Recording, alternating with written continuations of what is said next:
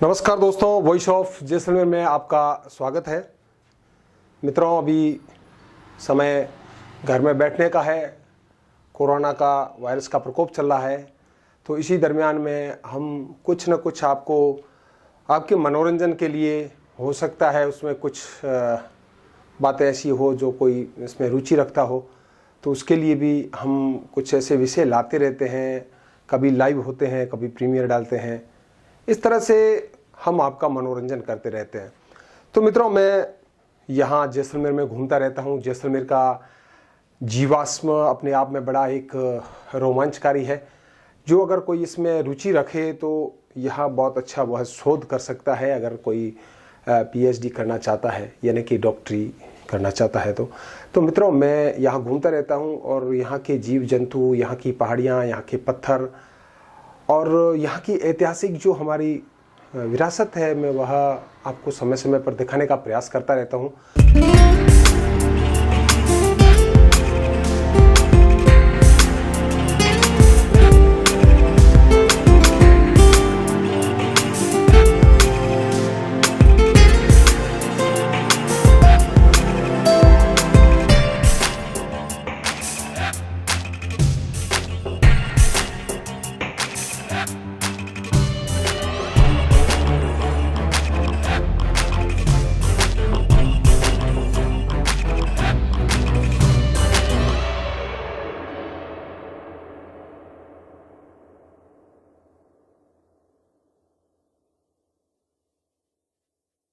उसी कड़ी में जब मैं वन क्षेत्र में घूमता हूं तो कई मुझे स्वतः ही धरातल पर या नदी के किनारे ऐसे जीवाश्म देखने को मिल जाते हैं जो बड़ा अचंभा पैदा करते हैं। तो दोस्तों, उसी कड़ी में मैं आज कुछ आपके सामने वीडियोस और फोटोग्राफ्स रखने का प्रयास करूंगा। यह आप देख रहे होंगे, इसके अंदर बिल्कुल आपको फूल नज़र आएंगे। मित्रों, यह बहुत अधिक मात्रा में हमारी पहाड़ियों के अंदर है।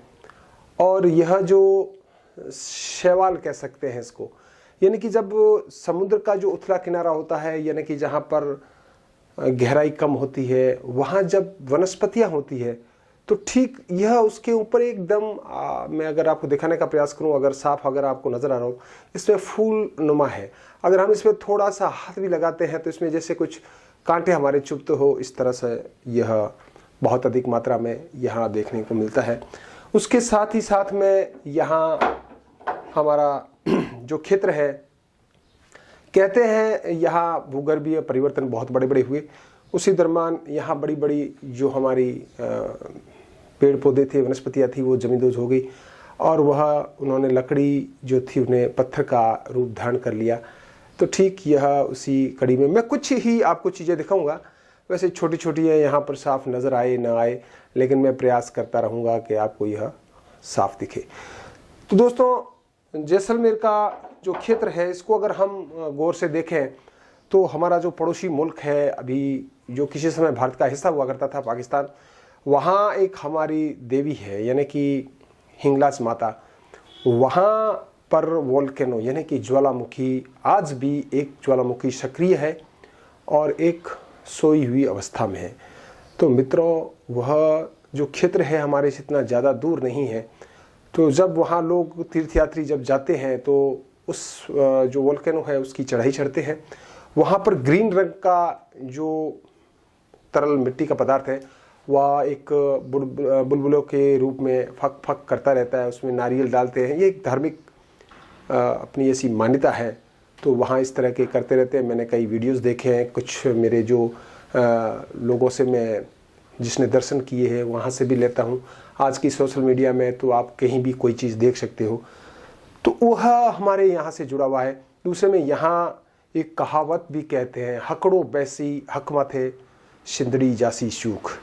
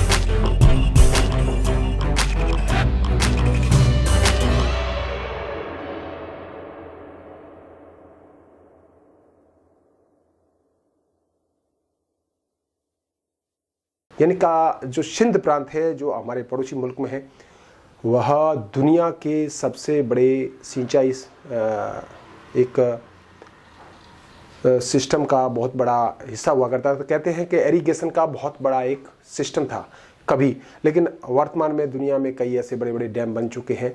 लेकिन जब भारत गुलाम था उस समय, जब हमारे यहाँ फॉरेनर आते थे, यहाँ जहाँ हमारे अंग्रेजी शासकों का यहाँ शासन था, तो उस समय यह जो सिंध प्रांत था, इसमें जो नहरों की सिंचाई की व्यवस्था थी वह बहुत ही सुंदर और अच्छी थी। तो जब वह वहाँ डैम बना दिए गए, पानी रोका गया, तो वह किसी समय में जैसलमेर क्षेत्र के चारों ओर पानी फैलता रहता था। तो मैंने जो आपको एक मुहावरा सुनाया है, जो एक कहावत सुनाई है, हकड़ो, हकड़ो यानी कि बहुत बड़े आकार में जो नदियों का ऐसा बहाव था जो जैसलमेर के चारों ओर पानी पानी हुआ करता था। और जो हम रामायण काल जो है उसमें भी जब हम देखते हैं तो भगवान श्री राम ब्रह्मास्त्र को जब धनुष में चढ़ाते हैं और उसके बाद उसको वापस अपने कमान में रख नहीं पाते हैं, तब उसको कहाँ छोड़ा जाए, तो कहते हैं इस क्षेत्र में छोड़ा गया। यह सनी प्रधान क्षेत्र है और यहाँ किसी समय समुद्री यह हिस्सा हुआ करता था। यहाँ दलदल थी, बहुत अधिक वनस्पति थी और यहाँ कई प्रकार के भयंकर जीव जंतु हुआ करते थे। तो कहते हैं उस समय यह पूरा क्षेत्र सूख चुका है।